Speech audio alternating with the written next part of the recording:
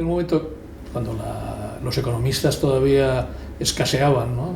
Pero bueno, alguna referencia tenías y con alguna persona pude hablar en ese momento de elegir qué iba a estudiar, decía que con una combinación de intereses que encajaban bien con lo que yo entonces percibí que era la economía y lo que ahora sigo percibiendo, ¿no? Por un lado, a mí me interesaban mucho los problemas que veía a mi alrededor en la sociedad, los problemas sociales. Efectivamente, yo pertenecía a una familia humilde que había aprovechado el ascensor social de las becas para hacer el bachillerato y después lo hice en la universidad.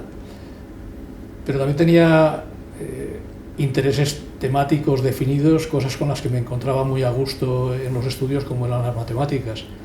Y entonces esa combinación de el interés por las matemáticas o por la lógica que hay detrás de las aproximaciones científicas a los problemas y por otra parte desde el punto de vista temático por el estudio de los problemas sociales que estaban a mi alrededor. Era ya un momento en el que se empezaba a percibir que este país mejoraba, estamos hablando de los años 60, ¿no?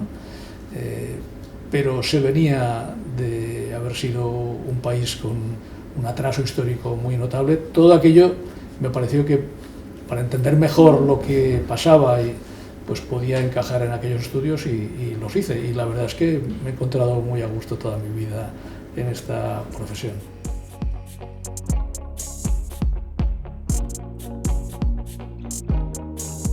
Mis padres no habían ido a la universidad, de hecho, bueno, eran hijos de una generación en la que se habían quedado huérfanos muy jóvenes, mi padre siendo un niño, mi madre a los 14 años, y en el lugar en el que se entregarán los premios, 2 calles más a la izquierda, había una farmacia que pervive, pero no como farmacia, donde mi padre a los 12 años se puso a trabajar.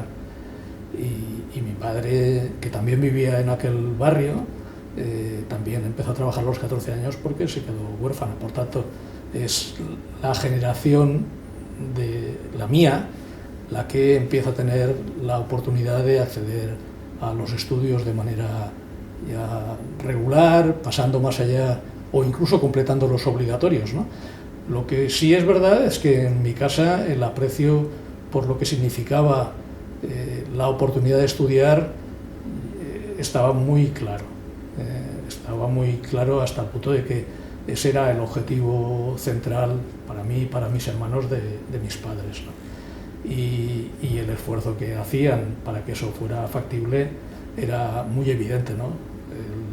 Los recursos estaban muy medidos, pero para eso se hacía el esfuerzo que fuera necesario para que no solamente se pudiera estudiar, sino que además se pudiera estudiar en buenas condiciones, y eso lo consiguieron. Es una cosa por la que, claro que tengo que estarles muy agradecido. Sí, vieron ya el recorrido personal y profesional de los hermanos. Es evidente que si hubieran podido vivir todavía más, pues estarían contentos con lo que ha sucedido después.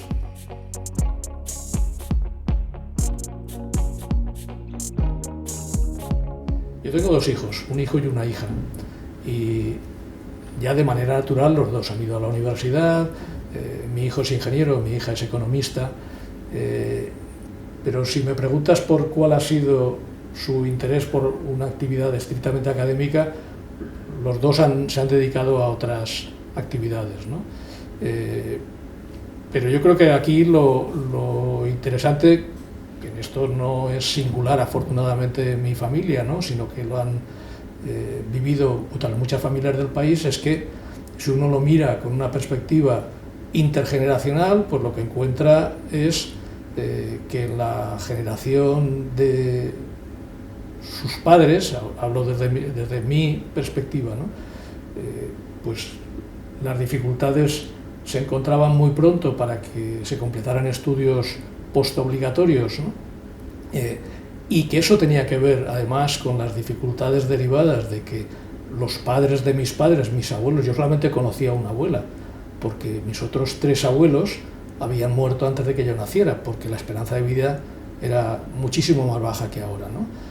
Pero ya en el tránsito de la generación de mis padres a la mía, se produce el principio de un avance en cuanto al acceso a la educación muy importante en nuestro país, se completa lo que a nivel internacional se llama la transición educativa, que quiere decir el acceso generalizado a los niveles primero obligatorios y después postobligatorios.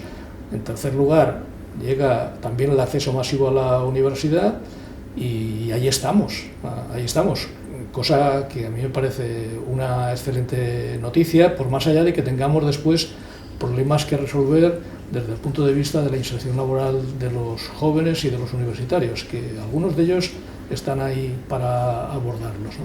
Pero lo que eso no puede significar es que neguemos el enorme progreso que ha significado para la sociedad española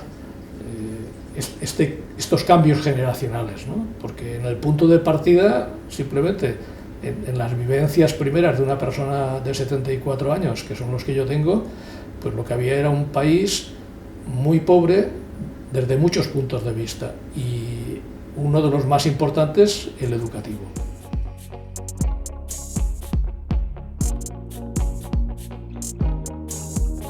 El estudio del crecimiento económico y desde una perspectiva un poco más amplia del desarrollo económico, es decir, contemplando también los cambios sociales que acompañan al crecimiento puramente material, es uno de esos asuntos que, como alguien decía, una vez te pones a pensar en él no puedes dejártelo, ¿no?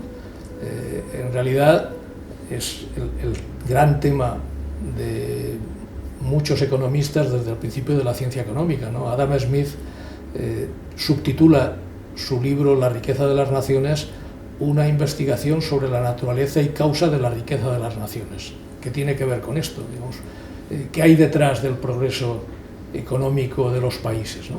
¿Por qué a partir de un cierto momento se consigue un progreso regular por parte de algunos? ¿Por qué otros se incorporan después? ¿Por qué otros todavía no se han incorporado? Y España es un caso de incorporación tardía, porque ese crecimiento regular que algunos países consiguieron ya desde el siglo XIX, a otro grupo de países no llega hasta mediados del siglo XX. Pero nosotros, claro, la suerte de mi generación es que lo pillamos casi por completo, ¿no? Porque el crecimiento continuado empieza a producirse cuando nosotros empezábamos el bachillerato, alrededor de 1960, ¿no? Y entonces, claro, las preguntas sobre por qué pasa esto, de qué factores depende que se consiga el crecimiento continuado, de qué factores depende que ese crecimiento de los países vaya acompañado del acceso de una parte más importante cada vez de la población a los frutos de ese crecimiento, es decir, la combinación de crecimiento económico con desarrollo social.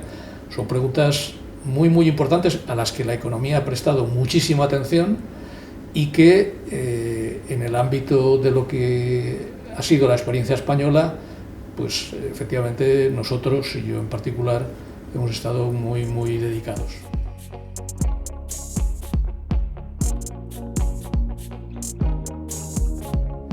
Ernest Lluch fue profesor de economía en la Facultad de Valencia y era un personaje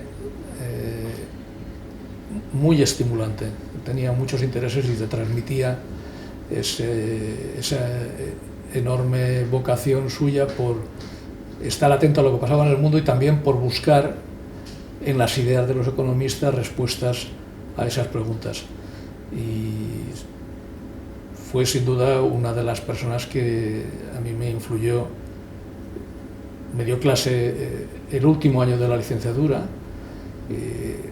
También me influyó en el sentido de orientarme la atención hacia corrientes de pensamiento que en ese momento estaban muy presentes en el debate económico, y en particular había un gran debate entre los dos Cambridge, el Cambridge del Reino Unido y el Cambridge de Massachusetts. Y de hecho, mi estancia postdoctoral en Italia se produce porque yo me voy a trabajar con un gran economista, representante de la Escuela de Cambridge del Reino Unido, que había vuelto a Italia y con el que estuve trabajando en Milán. Y la visión de este economista, que era Luigi Pasinetti, consistía justamente en llamar la atención sobre dos cosas que yo después he tenido muy presentes, ¿no? Por un lado, que el crecimiento económico era un asunto crucial, una vez más, y que en ello desempeñaba un gran papel la capacidad de acumular activos sobre los que apoyar las actividades económicas a un nivel cada vez mayor, los activos que nosotros llamamos de capital, las inversiones que se pueden convertir en recursos para llevar a cabo la producción de años sucesivos. Y por otra parte, él había escrito un libro magnífico, se llamaba Cambio estructural y crecimiento económico, que también llamaba la atención sobre la primera parte del título, ¿no? Cambio estructural. Era un modelo en el que no contemplaba la economía, como es muy frecuente todavía, desde una perspectiva agregada o macroeconómica, como si se estuviera produciendo un solo bien, sino haciendo un esfuerzo por considerar que hay una gran diversidad de actividades y que el cambio en la composición de actividades, eso era el cambio estructural, depende los resultados del crecimiento.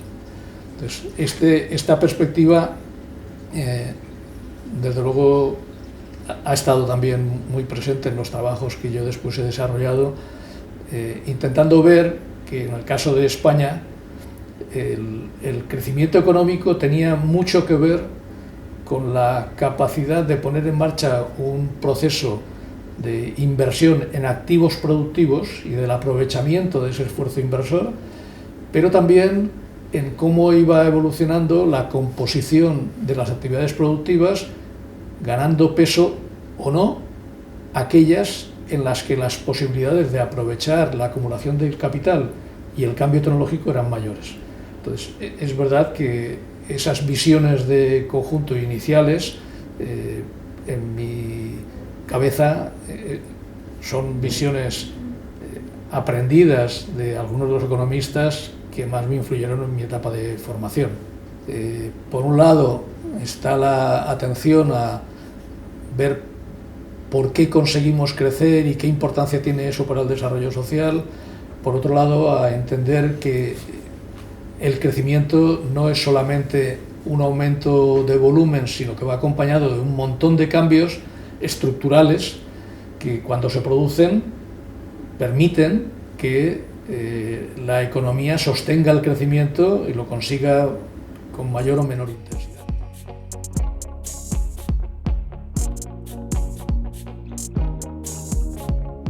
En realidad, las economías las ponen en funcionamiento y las mantienen en funcionamiento las personas. Por tanto, la cualificación de los que van a participar en los procesos productivos a cualquier nivel es un requisito. No es posible pensar en una economía avanzada, desarrollada, sin contar con personas cualificadas.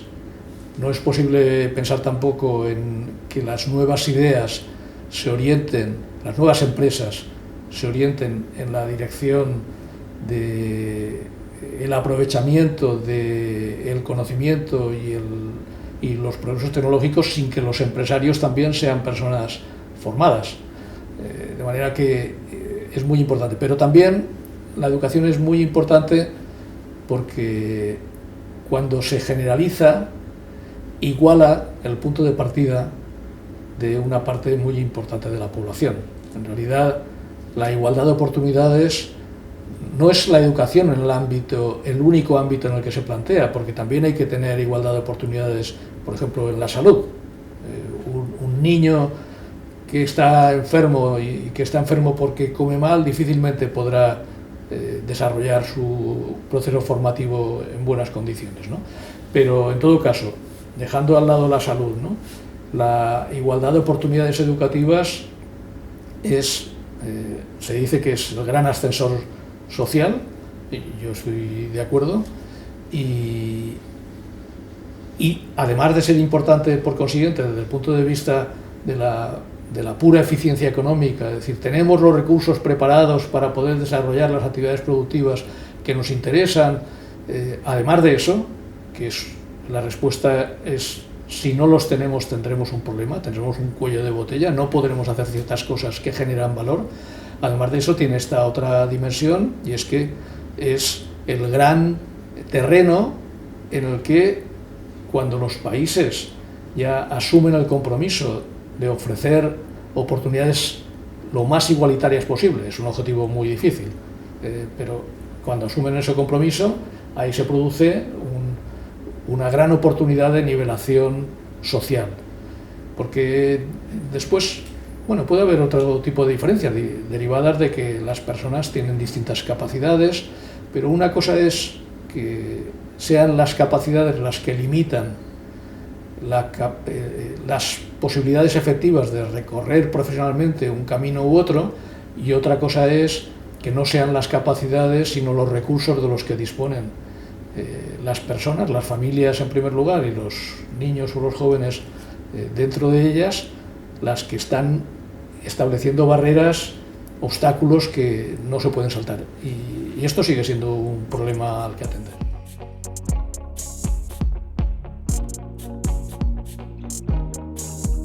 Estoy pensando en todos los niveles educativos, porque de hecho las barreras a veces empiezan muy abajo.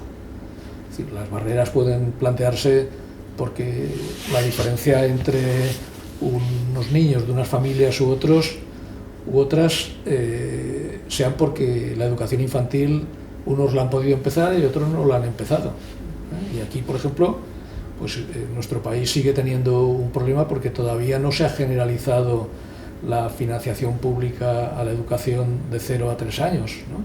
Y por consiguiente el niño que se queda en casa porque no puede pagarse una guardería o una escuela infantil, que son muy caras porque necesitan tener muchos profesores para un número reducido de alumnos, pues ese puede ser un hándicap, porque los estímulos que se reciben en esas primeras etapas, que se sabe que son muy importantes para la activación de las capacidades, ya no han sido los mismos, ¿no?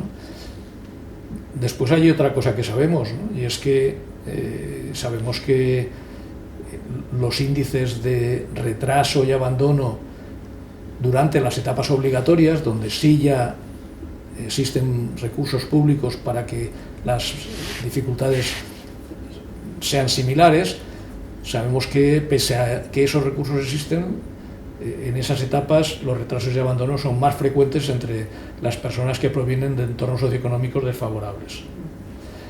Y sabemos también que, como consecuencia de eso, de hecho uno de los estudios recientes del IBIE lo ha analizado, a veces las aspiraciones de a qué nivel de estudios quieren llegar los jóvenes de unos u otros entornos familiares no son las mismas.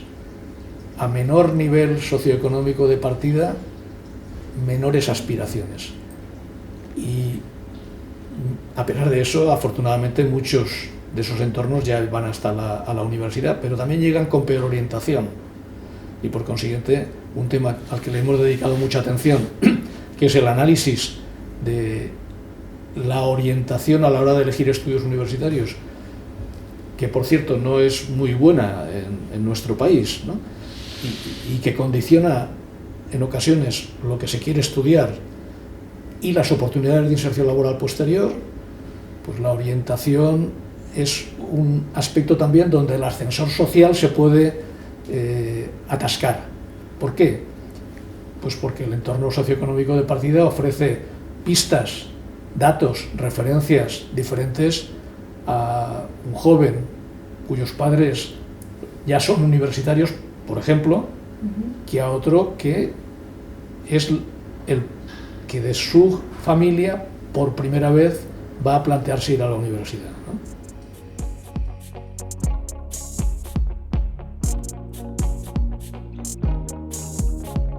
El IBIE se creó en 1990.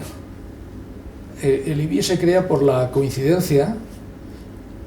Vamos a ver, yo había estado como otro grupo de gente de la universidad, cuando arranca la comunidad autónoma su funcionamiento a principios de los 80, echando una mano en la organización de la nueva administración, concretamente del área de economía.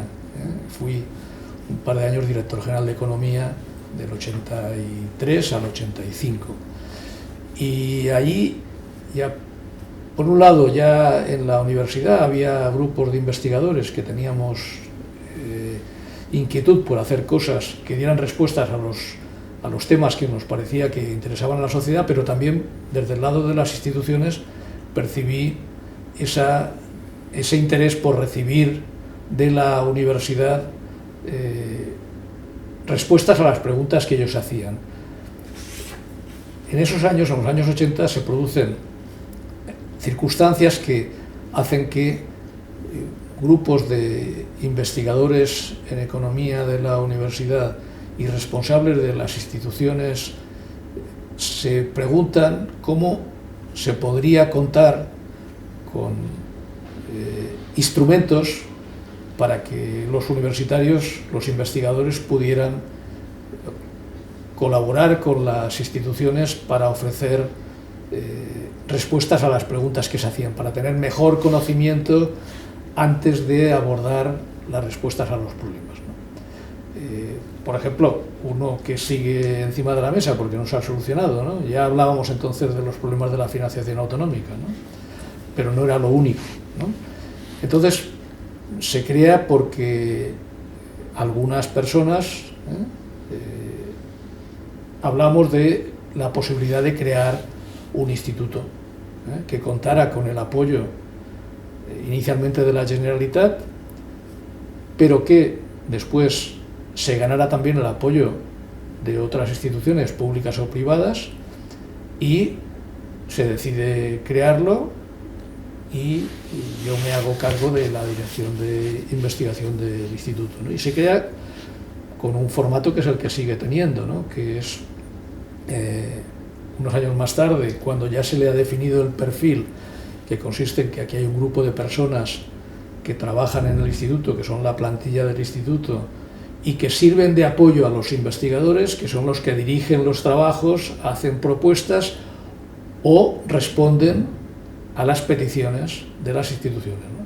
Entonces, lo que hemos hecho en estos apenas 35 años ha sido ir montando una organización profesionalmente solvente que permite trabajar en condiciones, las condiciones que exige la forma de hacer economía en la actualidad, porque, vamos a ver, la economía es una ciencia social empírica y las tres palabras son clave.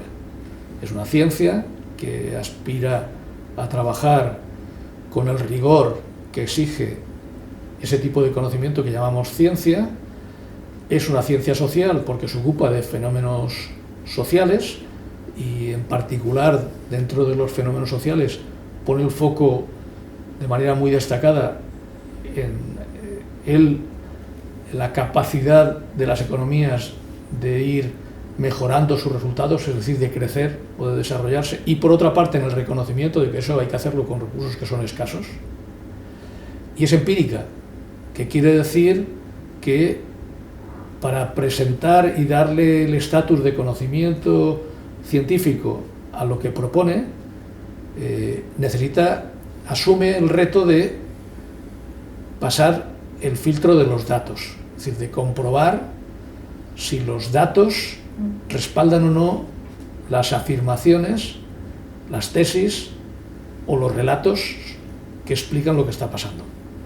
Entonces, eso en alguna parte lo pueden hacer investigadores solos, pero en su mayor parte lo hacen equipos de investigación o equipos de investigación o investigadores solos que trabajan en organizaciones que ofrecen el marco adecuado para poder hacer ese trabajo bien.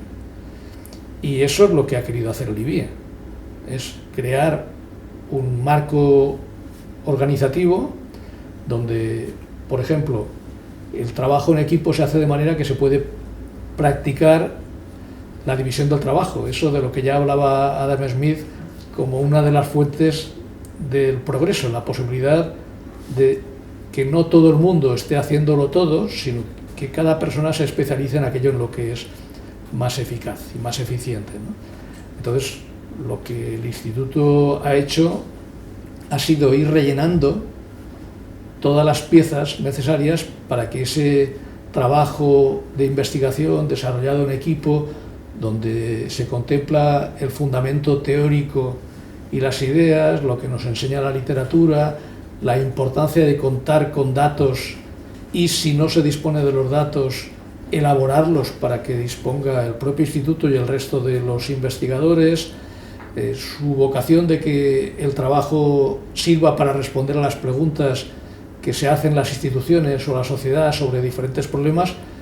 Todo eso ha ido requiriendo una labor de formación de personas, de desarrollo organizativo, de división del trabajo, de compromiso y búsqueda de apoyo para responder a las preguntas. Claro, al principio éramos poquitos y las instituciones que nos apoyaban estaban muy concentradas. Al principio fue la Generalitat, pero la Generalitat, las personas de la Generalitat que hicieron esa tarea, en particular Antonio Birlanga, que era el que entonces era consejero de Economía y apoyó la idea del instituto, también tenía muy claro algo que después ha sido crucial, ¿no? Y es que una cosa es tener las raíces aquí y otra cosa es tener el horizonte aquí. Nosotros hemos querido tener las raíces en la Comunidad Valenciana, en Valencia, pero el horizonte tan lejos como ha ido siendo posible, y por eso hemos querido ser un instituto, una organización de investigación atenta a los problemas y presente en la interpretación de los problemas de la economía española y también de la economía internacional. Y hemos buscado trabajar con instituciones de otros muchos sitios y eso ha sido parte del recorrido del instituto, ¿no? Hemos tenido, primero, hemos buscado la colaboración permanente dentro de la propia estructura del instituto, como socios del instituto, de instituciones que no son de la Comunidad Valenciana únicamente, y después hemos buscado alianzas para el desarrollo de nuestros proyectos con muchísimas instituciones. Ahora, visto en perspectiva, pues hemos colaborado con al menos 200 instituciones de España o del extranjero, y con algunas de ellas lo hacemos de forma regular, porque, claro, una organización, para poder mantenerse, necesita desarrollar de manera continuada sus actividades, y una organización de investigación necesita mantener líneas de investigación duraderas. También hay que renovarlas, pero necesita mantenerlas de manera duradera. Y para eso ha sido crucial que el instituto haya cuidado la continuidad de sus proyectos, pero también que nos hayan apoyado, ¿no? Y en ese sentido, pues por ejemplo, claro, que el apoyo de la Generalitat haya sido duradero ha sido muy importante, que el apoyo de otra serie de instituciones, por ejemplo la Fundación BBVA, o desde hace años también la Fundación Cotec o la Fundación Ramón Areces, o las colaboraciones con proyectos con la OCDE o con el proyecto EUCLEMS o GOLCLEMS de la Unión Europea, todo esto es lo que ha permitido estar de manera permanente en muchos temas.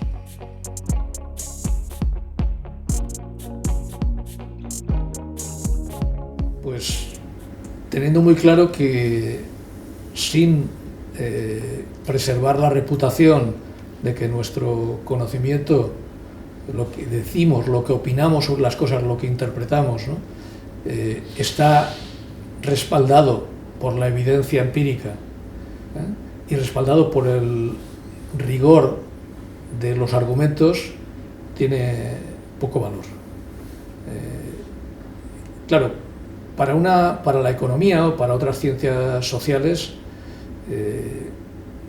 la solución a las dificultades que puede tener el mantenimiento de la independencia no puede ser eludir los problemas a tratar, porque los problemas que interesan son los que son, pero ¿cuál es la diferencia entre un relato que no asume la exigencia de pasar el filtro de los datos, la evidencia, y de pasar el filtro del rigor?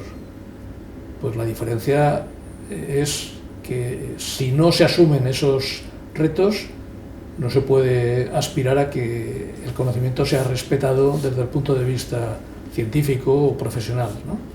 Y nosotros, que ese es un requisito, lo tenemos muy claro desde el principio, ¿no?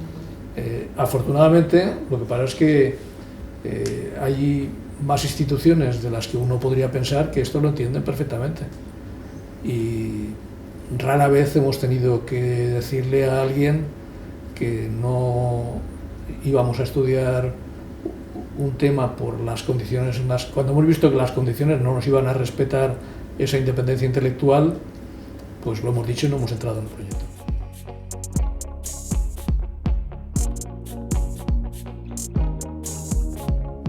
No, España hizo, cuando aprobó la Constitución del 78, una apuesta muy decidida por la descentralización del poder político, y también porque ese poder político que se descentralizaba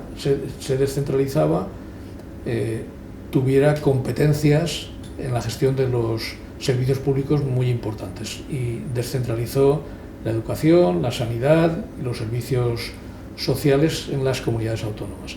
Y para eso tuvo que definir un procedimiento para dotar de recursos a estos gobiernos autonómicos, gobiernos subcentrales, gobiernos regionales, ¿no? Y definió un criterio que parecía razonable, que consistía en darle a cada gobierno regional los recursos que el gobierno central gastaba en su territorio.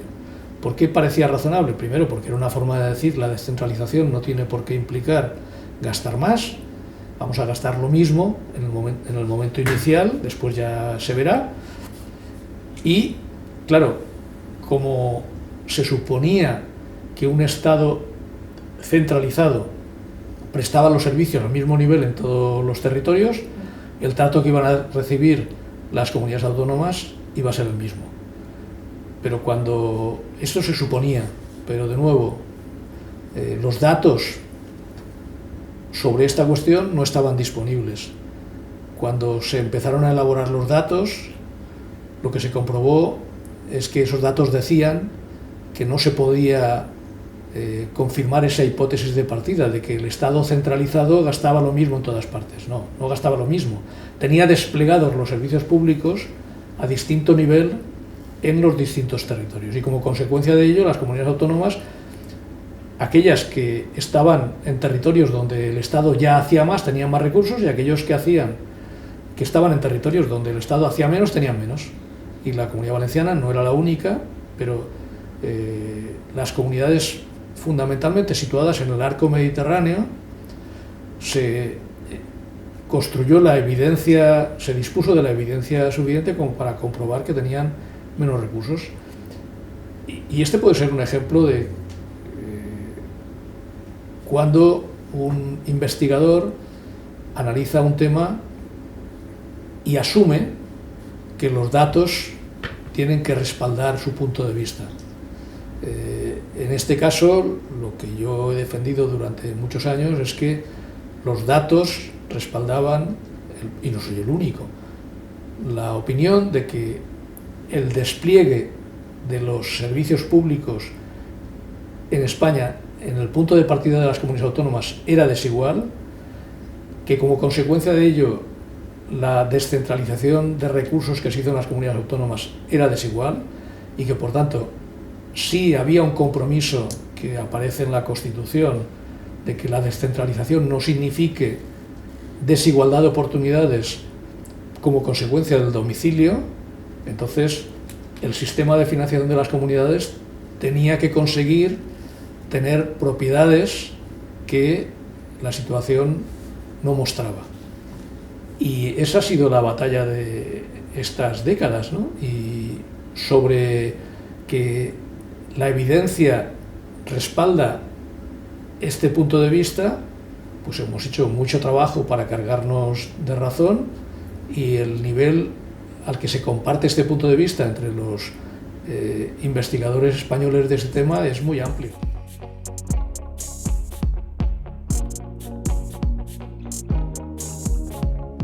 Lo que pasa es que, como no es la primera vez ni el único ámbito en el que pasa, ¿no? La voluntad política tiene que existir porque se trata de modificar una situación en la que las posiciones de los diferentes territorios son más favorables o menos favorables, y esto se tiene que asumir. Sin cambio en esas posiciones relativas no puede haber la igualación que requeriría el objetivo constitucional, ¿no? Entonces, bueno, esto claramente ya se sitúa en un plano distinto de el que corresponde a donde nosotros nos movemos. Nosotros analizamos el problema y ponemos los datos encima de la mesa, pero no somos los que tomamos las decisiones, ¿no?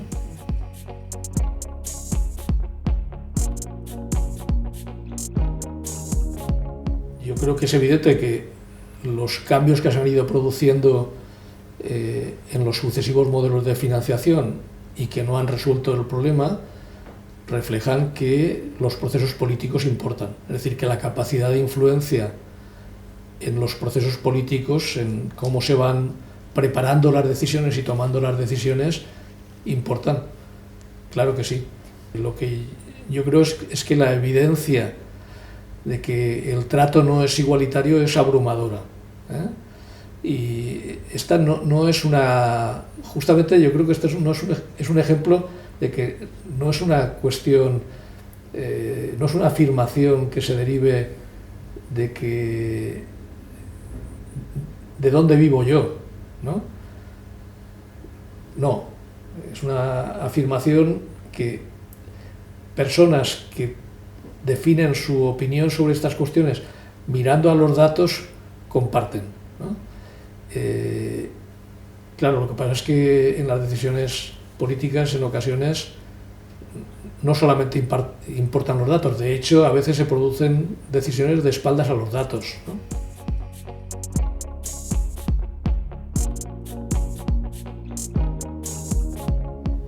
Bueno, yo creo que una definición de lo que es un economista que me parece acertada es la que dio George Stigler, un premio Nobel de Economía, hace años, cuando se refirió al economista como un aritmético político bien entrenado, ¿no? ¿Qué quiere eso decir? Bueno, tiene que ver en primer lugar con que los economistas nos ocupamos de temas que interesan al conjunto de la sociedad y por tanto que son objeto de decisiones políticas, ¿no? Y los valoramos, los analizamos, etc. Tiene que ver también con el hecho de que muchas de esas decisiones en el ámbito de la economía requieren hacer cuentas, y de ahí la referencia a la aritmética, ¿no? Es decir, un aritmético político es una persona que sabe hacer las cuentas relacionadas con los problemas políticos o sociales a resolver, ¿no? Y la tercera parte de la definición es bien entrenado. Esto no se puede hacer, bueno, se puede hacer de muchas formas, ¿no? Pero si uno está bien entrenado quiere decir que hace esas cuentas no de cualquier manera, sino sometiéndose a las exigencias que se derivan de la propia disciplina, es decir, de qué es lo importante, qué es lo menos importante, por qué lo importante es importante. Claro, la economía ha generado un cuerpo de conocimientos enorme, gigantesco, muy difícil de abarcar, que hay que tratar de manera rigurosa, quiere decir, atendiendo a cómo esas piezas que aparecen en el cuerpo del conocimiento de los economistas se pueden ensamblar para que encajen bien, ¿no? Y todo eso estaría detrás de esa idea de Stigler de aritmético político bien entrenado.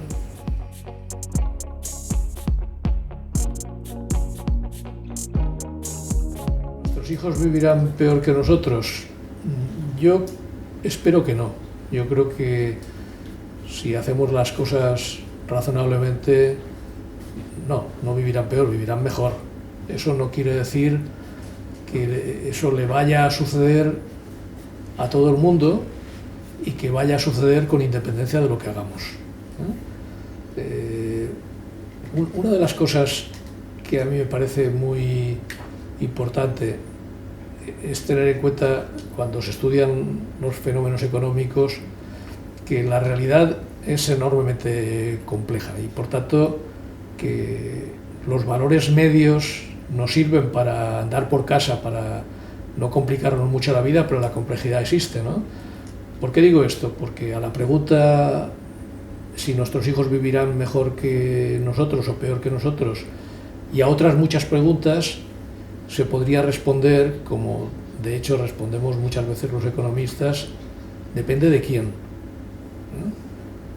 No se puede excluir que algunos vayan a vivir peor, en conjunto, en promedio, vivirán mejor si no hacemos disparates. Por ejemplo, si nos tomamos en serio ante la multitud de advertencias que nos están haciendo científicos de muchas disciplinas, de que los desequilibrios asociados al cambio climático, si no ponemos remedio, pueden alterar mucho nuestra capacidad de generar renta y riqueza en el futuro y nuestro bienestar material. Por tanto, eso tenemos que tenerlo presente, meterlo dentro de nuestras referencias y, por ejemplo, eso lo que quiere decir es que además de mirar qué pasa con el PIB, hay que mirar también qué pasa con la conservación de los recursos naturales. Y eso quiere decir, de nuevo, que necesitaremos datos para mirar esas nuevas dimensiones de los problemas a los que merece la pena que prestemos atención, y que para tener datos tenemos que construirlos, y después de tenerlos construidos tenemos que utilizarlos. Y de todo eso dependerá la bondad, la calidad de nuestras decisiones, ¿no?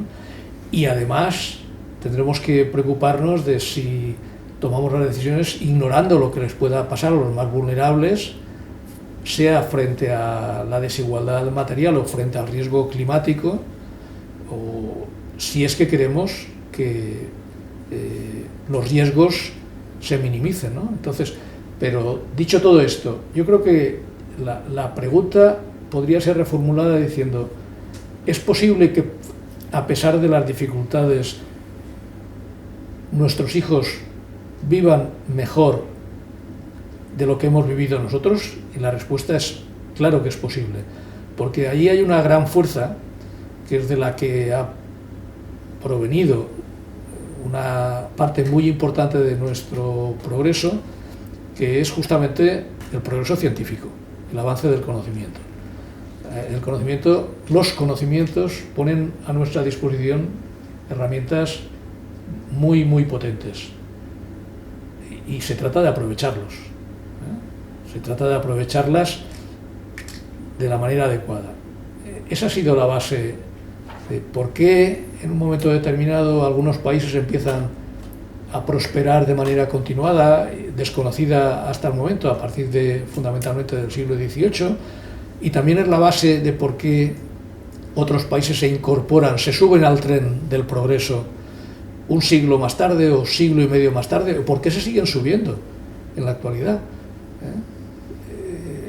En las últimas décadas, países que no participaban del progreso generalizado y que tienen además una enorme dimensión, como son los países asiáticos, China, India, otros más pequeños, se han subido a ese tren del progreso, y gracias a ello han mejorado extraordinariamente las condiciones de vida de su población, ¿no? Empezando por la desaparición del hambre, que a pesar de que para algunos países ya era historia desde hace mucho tiempo, para otros lo ha sido hasta hace 50 años, ¿no? Y lo sigue siendo en países, en África, por ejemplo. ¿Qué es lo que permite ser optimista sobre la generalización, la ampliación sucesiva del progreso a una parte mayor de la población mundial? El aprovechamiento de las fuerzas que pone en marcha el conocimiento.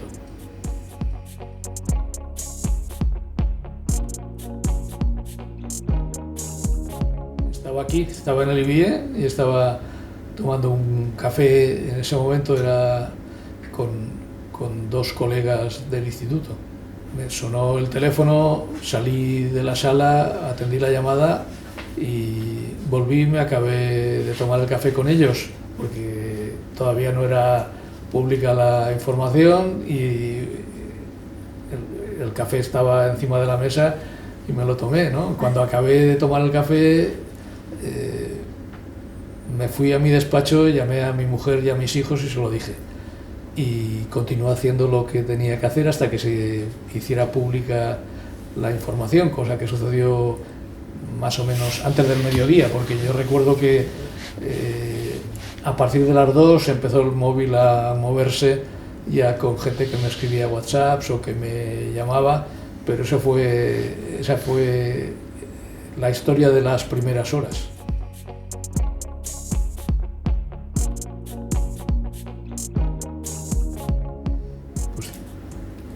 Si tuviera que resumirlo en una palabra, diría que un honor, ¿no? Que es un reconocimiento que, por dos motivos, ¿no? En primer lugar, por quiénes son los miembros del jurado que conceden el premio, ¿no? Entre los cuales hay, como es conocido, ¿no? 3 premios Nobel en este caso, y otros profesionales de reconocido prestigio. Pues uno no puede pensar más que le reconozcan una trayectoria profesional estas personas, pues es un honor. Pero también lo es por los premiados en los años anteriores, ¿no? Porque son colegas muy destacados, con líneas de investigación muy reconocidas, ¿no? Y por tanto, que le pongan a uno en ese equipo, pues no puede ser más que un motivo de alegría, ¿no? Sobre todo, bueno, en mi caso yo creo que pues es por una trayectoria de haber tenido la constancia de estar trabajando con interés en determinados temas durante muchos años.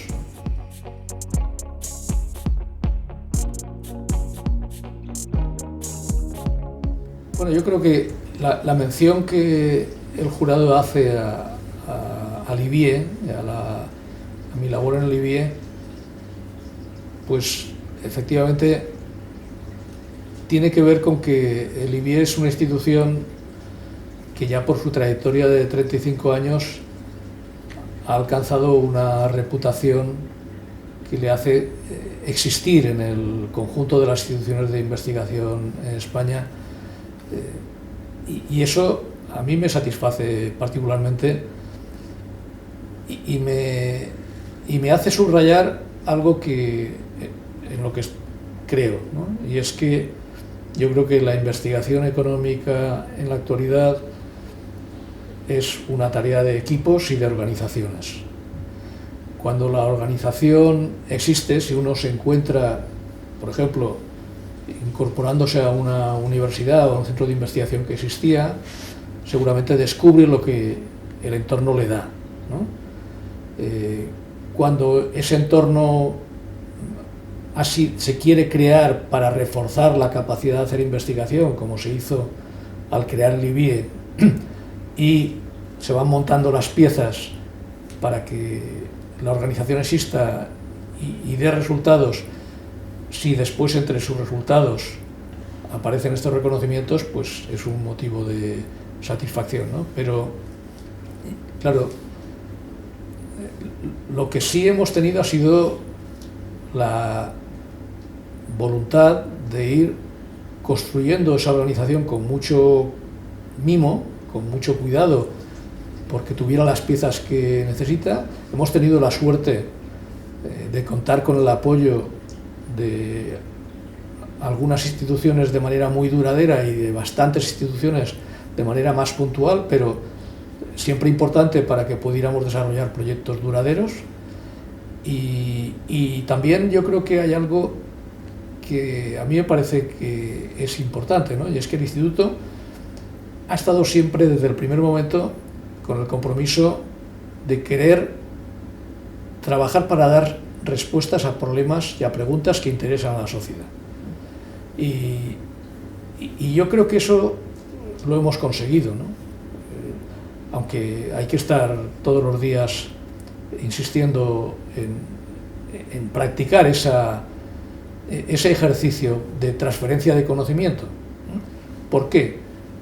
Pues primero, porque yo creo que la razón fundamental por la que la sociedad apoya a las instituciones que se dedican a generar conocimiento, a la ciencia en sus diferentes dimensiones, es que quiere que le den y le ayuden a dar respuestas a sus problemas. Pero también creo que es importante que los científicos, o los que nos dedicamos a la investigación, tengamos claro que el mayor esfuerzo porque los resultados de nuestro trabajo lleguen a la sociedad tiene que ser nuestro. Tiene que ser nuestro porque si no corremos el riesgo, por ejemplo, a veces que dentro de nuestra especialización utilicemos lenguajes esotéricos, difíciles de entender. ¿Cómo le vamos a transferir la responsabilidad a la sociedad de que entienda nuestro lenguaje especializado? No tiene sentido. Somos nosotros los que tenemos que hacer el esfuerzo de transmitir a la sociedad, de hacernos escuchar por la sociedad, y a eso es verdad que el equipo del IBIE, no solamente sus investigadores, sino también los técnicos, las personas de comunicación, le presta mucha atención y la verdad es que nos corresponde la sociedad, los medios de comunicación, etcétera, prestándonos atención a los mensajes que transmitimos, ¿no? Eso, como tantas cosas, ¿no? Pues requiere más esfuerzo, pero es un esfuerzo que si uno se cree, como es nuestro caso, y ahora hablo en plural, ¿no? Si uno se cree, primero, que el conocimiento tiene valor para la sociedad, segundo, que ese conocimiento tiene que estar adaptado, ocupándose, interesándose por las preguntas que interesan a la sociedad en cada momento del tiempo, ¿no? Si uno se cree estas cosas, la consecuencia es que una vez se ha hecho el trabajo hay que comunicarlo. Y hay que comunicarlo porque solo de esa manera tendremos la posibilidad de que se tenga en cuenta lo que hemos hecho, si es que tiene valor para la toma de decisiones. Aquí hay una plantilla de 20 y tantas personas y hay otros tantos investigadores. Y además hay colaboradores puntuales para proyectos concretos, porque nosotros buscamos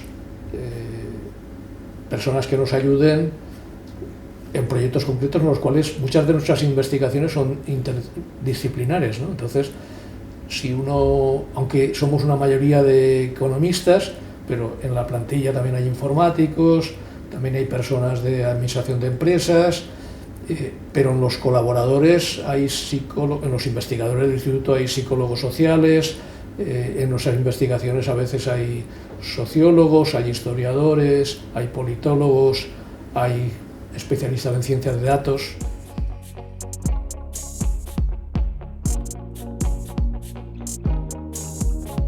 En general, a los jóvenes que están acabando el bachillerato y que están pensando en qué estudiar, yo les diría que se informen antes de decidir. Nosotros hemos hecho durante muchos años estudios sobre la inserción laboral de los universitarios, y seguimos haciéndolo, y constatamos, en primer lugar, varias cosas. Primera, que no es verdad en estos momentos esa idea de que los estudios universitarios después no favorecen la inserción laboral, ¿no? La favorecen sin duda alguna. Y en los últimos 10 años se ha producido una mejora en ese terreno muy importante. ¿Por qué? Porque una buena noticia es que nuestro tejido productivo, el cambio estructural más reciente, tiene como una de sus características que va creando cada vez un número de puestos de trabajo cualificado más importante. Y lo mejor esto es acompañarlo con datos, ¿no? Los universitarios jóvenes, entendiendo por tal los titulados entre 22 y 29 años, los puestos de trabajo creados para universitarios jóvenes han aumentado un 50%. en 10 años. Pero dentro de esos puestos de trabajo, lo que más ha crecido son los puestos de trabajo más cualificados. Claro, en ese contexto eso ha aumentado un 75%. Claro, por tanto, oportunidades hay, pero una vez más, también depende de lo que uno estudie y de cuánto estudie. En cuanto a lo de que uno estudie, ahí entra el asunto de la orientación. Hay titulaciones en las que las oportunidades son mucho mayores que en otras, y yo no digo a ningún joven que renuncie a su vocación si la tiene definida, pero sí que se informe antes de decidir, y que en el caso de que su vocación le fuera a llevar en direcciones en las cuales pueda haber más dificultades, que lo sepa, porque si la vocación es firme hará muy bien en pelearlo, ¿no? Pero también que sepa, por ejemplo, que ahora hay enormes oportunidades para los titulados de Ciencias de la Salud, o para los titulados de Ingeniería o las relacionadas con las nuevas tecnologías, que ahí hay puestos de trabajo con dificultad de ser cubiertos por falta de candidatos. En el caso de los economistas, también hay puntos de conexión entre su formación y complementos de formación en los que pueden especializarse, por ejemplo, en cosas que tienen que ver con el manejo de los datos. Si les gusta la investigación y tienen capacidad y voluntad de hacerlo, lo que tienen que hacer es empezar a formarse con los requisitos que esa especialización requiere. No da lo mismo pasar por la universidad de una manera que de otra. No sale de la universidad igual una persona que se ha esforzado por alcanzar unas altas puntuaciones que quien no lo ha hecho. Y una cosa es tener posibilidades de trabajar en ciertas actividades, y otra cosa es de trabajar en otras actividades. En el caso de los economistas, por ejemplo, algunas de las cosas que a mí me pueden gustar más, como la investigación o ciertos puestos de especialista en organismos internacionales o en los gobiernos o en las empresas de un tamaño suficiente como para que uno pueda estar especializado en actividades que tienen que ver mucho con el análisis. Esos puestos están más competidos porque son trabajos que hay ciertas personas capaces que los ven como muy atractivos, yo creo que con razón, porque lo son, ¿no? Entonces, lo que les diría a los jóvenes es que si quieren optar a los puestos más atractivos, que sepan que van a tener competidores, y por tanto que de la misma manera que cuando uno practica deporte, si quiere jugar los partidos más bonitos, ¿no?, tendrá que ser seleccionado para hacerlo, pues en el caso de los estudios, de los puestos de trabajo posteriores, sucede lo mismo, ¿no? Primero hay que prepararse muy bien porque la competencia existe y uno tiene que optar a un número de puestos que no son particularmente abundantes.